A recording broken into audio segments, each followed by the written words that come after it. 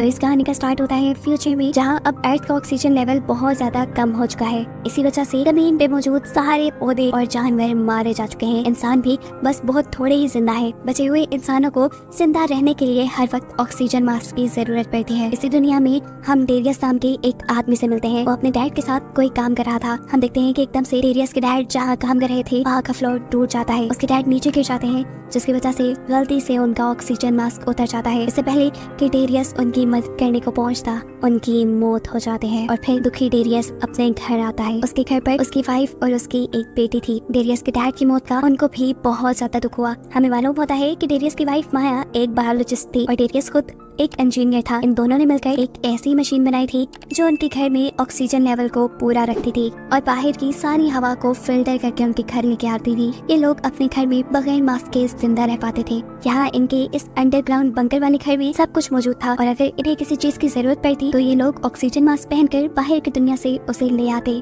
Darius माया से कहता है कि कल को मैं डैड की ग्रेव बनाने जाऊंगा और मेरे साथ कोई भी नहीं जाएगा क्योंकि हमारे पास ऑक्सीजन के रिसोर्सेज बहुत थोड़े हैं। यहाँ एकदम से उसको अपने ऑक्सीजन मशीन वाले सिस्टम में भी बीप सुनाई देती है। वो जाकर चेक करता है तो उसे मालूम होता है कि जमीन का ऑक्सीजन लेवल और गिर गया है। ऐसे में अब उनकी मशीन उन्हें इतनी भी ऑक्सीजन प्रोवाइड नहीं करेगी कि यहाँ पर 3 लोग जिंदा रह पाए। अब इनकी मशीन सिर्फ 2 लोगों को जिंदा रखने के लिए ऑक्सीजन बना पा रही थी। ये सब देखकर डेरियस बहुत ज्यादा परेशान होता है। अगली सुबह हम देखते हैं कि डेरियस अपने डैड की ग्रेव बनाने के लिए बाहर जाने वाला था। वो अपनी बेटी से कहता है कि अपनी मॉम का ख्याल रखना, बार बार जनरेटर चेक करती रहना और देखना कि मशीन में कोई प्रॉब्लम ना हो। माया और उसकी बेटी जोहरा को लगता था कि डेरियस शाम तक लौट आएगा, लेकिन उस शाम के बाद वो कभी वापस नहीं आया। 6 महीने गुजर गए। ये लोग उसको ढूंढने भी नहीं गए क्योंकि अगर ये लोग यहाँ से बाहर निकलते तो खुद मर जाते। इस बंकर में अब सिर्फ माया और जोहरा ही रहती थी। उन्हें आज भी ये उम्मीद थी कि डेरियस वापस आ जाएगा। इस उम्मीद में ये दोनों जिंदा थी और एक दूसरे का बहुत ख्याल रखती थी। माया जो बायोलॉजिस्ट थी उसने अब आहिस्ता आहिस्ता अपने इस बंकर से बाहर निकलना शुरू कर दिया था क्योंकि उसे उम्मीद थी कि कहीं न कहीं वो इस जमीन को दोबारा से जिंदा कर सकती है। वो हर रोज यहाँ पर पौधा लगाती थी इस उम्मीद से कि शायद कोई तो पौधा बढ़ेगा, लेकिन आज तक का लगाया उसका हर पौधा मर रहा था। जोहरा को अपने डैड डेरियस की बहुत ज्यादा कमी फील होती थी। यहाँ पे उसे अपने डैड बहुत याद आते थे और अब तो वो तंग भी आ चुकी थी इस इंतजार से। इसलिए वो माया से कहती है, मॉम मैं बाहर जाना चाहती हूँ, मैं डैड को ढूंढने की कोशिश करना चाहती हूँ। जिसके जवाब में माया कहती है, बस जोहरा बहुत हो गया। कितनी मर्तबा हमारी इस बात पर बहस हुई है और मैंने कितनी मर्तबा कहा है कि हम यहाँ से बाहर दूर नहीं जा सकते। अपनी मॉम का रूड बिहेवियर देखकर जोहरा उनसे नाराज हो जाती है, लेकिन वो कितना भी नाराज रहती। अगले दिन माया जैसे ही बंकर से बाहर आई पौधे लगाने के लिए, तो यहाँ आकर जोहरा ने अपनी मॉम से माफी मांग ली। इससे पहले कि अब ये लोग अपने बंकर में वापस जाते, इन्हें यहाँ पर 2 लोग दिखाई दिए जिनसे डरकर ये लोग बाहर ही एक गाड़ी के पीछे छुप जाते हैं। माया देखते हैं कि वो दोनों लोग इन्हीं के बंकर के पास जाकर जोर जोर से बंकर नॉक कर रहे थे, ऐसे जैसे उन्हें पता हो कि यहाँ कोई रहता है। मूवी के आगे बढ़ने से पहले चैनल को सब्सक्राइब करें। इनको देखते हुए जोहरा माया से कहती है, मुझे लगता है कि इन्हें किसी मदद की जरूरत है, लेकिन माया अच्छे से जानती थी कि अब इस दुनिया में किसी पे भरोसा नहीं किया जा सकता। माया का प्लान था कि जैसे ही वो दोनों इनके बंकर से दूर जाएंगे ये लोग भागकर अपने बंकर में वापस जाकर छुप जाएंगे। इससे पहले कि वो दोनों लोग यहाँ से चले जाते, माया और जोहरा दोनों की ही ऑक्सीजन मशीन बीप करने लग जाती है क्योंकि उसमें ऑक्सीजन बहुत कम रह गया था। और ऐसे वहाँ पे खड़ी हुई औरत को इनके बारे में पता चल जाता है। जैसे ही वो औरत इन तक पहुँचती है तो देखती है कि वहाँ कोई नहीं था क्योंकि जोहरा और माया पहले ही यहाँ से भाग चुके थे। इस लड़की का दूसरा साथी उनके बंकर की छत के ऊपर था। वो जोर जोर से चिल्लाकर अपने साथी को कह रहा था, पीछे देखो पीछे देखो। इससे पहले कि वो लड़की पीछे देखती, जोहरा और माया दोनों उसे धक्का देते हुए अपने बंकर के अंदर घुस जाते हैं।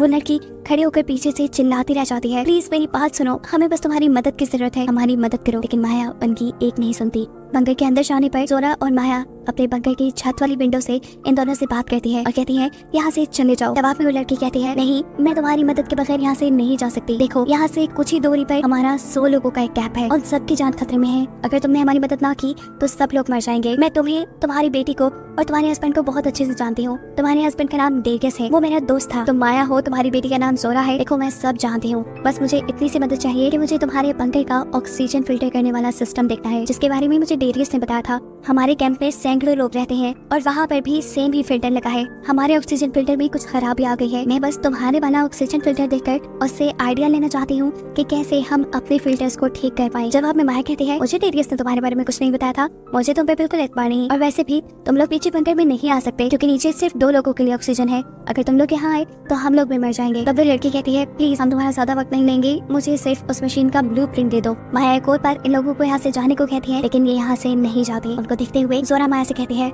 मॉम मुझे लगता है हमें इनकी मदद करनी चाहिए। वो हमारे बारे में जानते हैं, डैड के बारे में जानते हैं। ऐसा भी हो सकता है कि शायद इन्हें डैड का पता हो, शायद डैड इन्हीं के साथ हो। जोरा की बात मानते हुए अब वो इन दोनों को अंदर लाने के लिए तैयार तो हो जाती है, लेकिन भरोसा इनके ऊपर अभी भी इसे नहीं था। वो पहले खुद बाहर जाती है और गन पॉइंट पे इन्हें लेकर इनके सभी वेपन्स छुड़वा देती है। इस लड़की का नाम टेस था। माया यहाँ टेस से अपने साथी के हाथ बांध कर उसे जमीन पे लेटो कहती है, जो भी ये लोग कर लेते हैं। अब जैसे ही माया बंदी बनाकर इन दोनों को अपने बंकर में ले जाने वाली थी, इनका तीसरा साथी भी यहाँ गया। उसके हाथ में गन थी। माया को इससे खतरा लग रहा था, इसीलिए माया ने उसे शूट कर दिया, जिसकी वजह से इस आदमी का कंधा जख्मी हो गया। माया को अब इन लोगों पे भरोसा नहीं रहा था।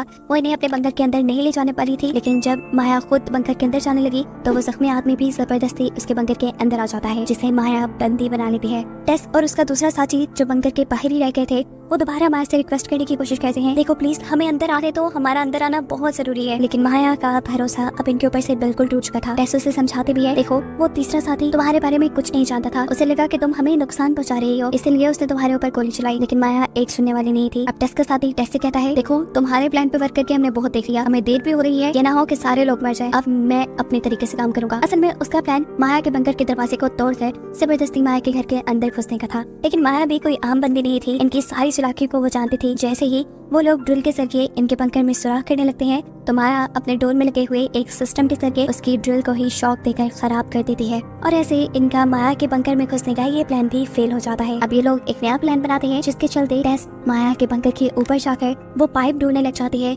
जिसकी मदद से हवा इनके फिल्टर के अंदर जाती थी। अपने प्लान के मुताबिक टेस ने अपने साथी से कहा था कि तुम बंकर की गेट के बाहर ही खड़े रहना, जैसे ही माया बाहर निकलेगी तो तुम उसे पकड़ लेना। असल में टेस ने उनके फिल्टर का पाइप बंद कर दिया था, जिसकी वजह से इनके बंकर में ऑक्सीजन का लेवल बहुत ज्यादा कम हो चुका था। वो चाहती थी कि ऑक्सीजन बंद होने पर माया जरूर बाहर निकलेगी, इसलिए उसने अपने साथी से गेट के बाहर रहने को कहा था। लेकिन उसका साथी जब उसकी बात नहीं मानता तो माया के बाहर निकलने पे वो उसे पकड़ भी नहीं पाता, और माया मौका देखते हुए अपने बंकर के ऊपर चढ़ जाती है और पाइप मूवी के आगे बढ़ने से पहले चैनल को सब्सक्राइब करें।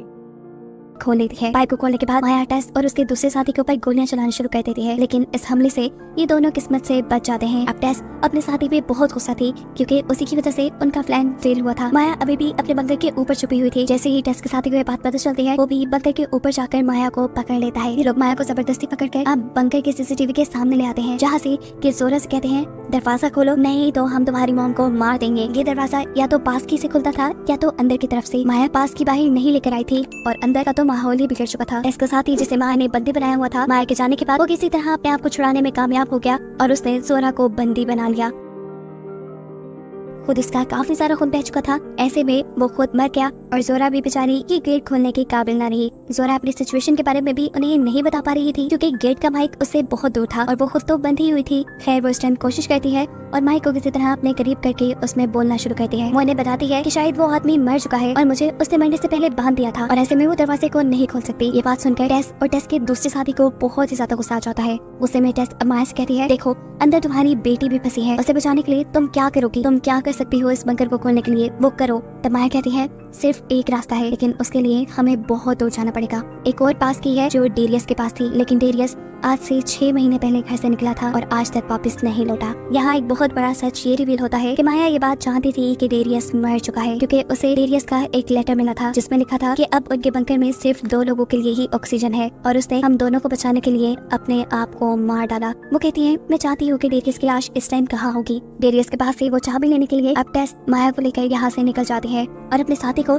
सख्ती से इस डोर के सामने रहने को कहती है। रास्ते में माया टेस को ये बात भी बताती है कि अगर तुम्हें लग रहा है कि हमारी मशीन बहुत अच्छी है तो ऐसा कुछ नहीं। वक्त गुजरने के साथ साथ उसका ऑक्सीजन लेवल बहुत कम होता जा रहा है। एक वक्त ऐसा आएगा कि वो सिर्फ एक इंसान के लिए ऑक्सीजन बनाया करेगा। ऐसे में हमारे पास बस बहुत थोड़ा वक्त है, हम खुद भी उस मशीन को मॉडिफाई करने की कोशिश कर रहे हैं। ये सारी बातें और डेरियस की मौत की बात अभी तक माया ने जोरा से छुपाई हुई थी। थोड़ी दूर जाने पे फाइनली माया को डेरियस की लाश मिल जाती है, जिसे देखते हुए वो अपने ऊपर कंट्रोल न कर पाई, उसे रोना आने लगा। टेस उसे कहती है, माया हमारे पास इतना टाइम नहीं है, तुम पास की लो और चलो, हमारे पास ऑक्सीजन भी कम है। डेरियस के बैग से चाबी निकालते हुए माया को डेरियस के बैग से एक गन भी मिली, जिस गन को वो अपने पास रख लेते हैं। वो चाहती तो यहाँ वो टेस को मार भी सकती थी और खुद वापस जा सकती थी, लेकिन उसने यहाँ पर टेस की मदद की, क्योंकि कहीं न कहीं उसे अब टेस पे भरोसा होने लगा था। बिना वक्त जाया किए अब इन्हें माया के बंकर में वापस जाना था, लेकिन बदकिस्मती से वो लोग जिस कार में यहाँ आए थे उसकी सोलर बैटरी खत्म हो जाती है। माया की टांग बुरी तरह जख्मी थी, वो तो चल भी नहीं सकती थी। ऐसे में वापस जाना उनके लिए एक बहुत बड़ा टास्क बन गया था। टेस माया को कहती है, तुम यहाँ थोड़ी देर रुको, मुझे बंकर की चाबी दो, मैं वादा करती हूँ कि मैं तुम्हें लेने जरूर आऊंगी। माया का उस पर एतबार करना एक और मर्तबा मुश्किल हो चुका था। वो यहाँ टेस के ऊपर गन पॉइंट करती है तो टेस भी उसके ऊपर गन पॉइंट कर लेती है और कहती है माया देखो कोई गलती मत करना, वहाँ पर तुम्हारी बेटी की जान भी खतरे में है। अगर अपनी बेटी को बचाना चाहते हो तो वो चाबी मुझे दे दो, मैं वादा करती हूँ मैं तुम्हें बचाने आऊंगी। अपनी बेटी की खातिर माया उसे चाबी देने के लिए मान गई। कुछ घंटों की कड़ी मेहनत के बाद टेस भी भागते हुए बंकर तक वापस पहुँच गई। वहाँ पर टेस का साथी पहले से ही मौजूद था। ये लोग अब बंकर के अंदर चले जाते हैं और इन दोनों को देखकर जोरा घबरा जाती है। वो इन दोनों से पूछती है मेरी मॉम कहाँ है। टेस जवाब में कहती है वो ठीक है, उनका पाँव जख्मी था, वो यहाँ नहीं आ पाई, लेकिन वो जिंदा है, मैं चलती उन्हें वापस ले आऊंगी। जोरा पूछती है कि तुम्हें एक और चाबी कहाँ से मिली। ये तुम्हारी डैड की चाबी थी। टेस उसे दुख नहीं देना चाहती थी, लेकिन मजबूरन उसे बताना पड़ा कि तुम्हारे डैड 6 माह पहले ही मर चुके हैं। और ये बात सुनकर जोरा टूट जाती है। यहाँ टेस का दूसरा साथी अब टेस के ऊपर गन तान देता है और गुस्से में कहता है चलो चलो अपना काम करो, जल्दी से मुझे ब्लूप्रिंट्स दो। लेकिन टेस उसे यहाँ कहती है रुको, मुझे कुछ वक्त चाहिए, तुम ये काम कर लो, मुझे माया को बचाने जाना है। लेकिन यह आदमी जोरा के ऊपर गन पॉइंट करके टेस से कहता है मुझे बस इस मशीन के ब्लूप्रिंट्स चाहिए, अगर तुमने मुझे ना दिए तो मैं इस लड़की को मार दूंगा। ना चाहते हुए भी टेस उनकी फिल्ट्रेशन मशीन खोलती है और यहाँ मूवी के आगे बढ़ने से पहले चैनल को सब्सक्राइब करें।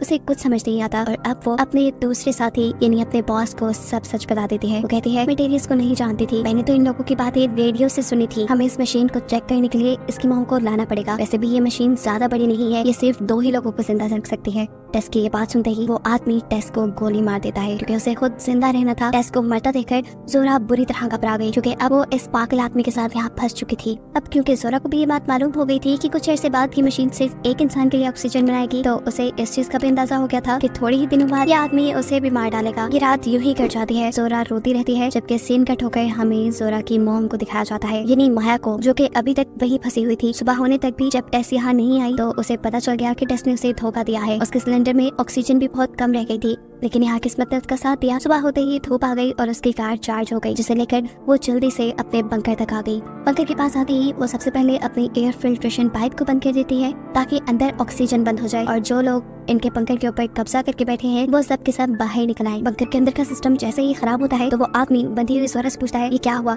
इसे ठीक कैसे करना है।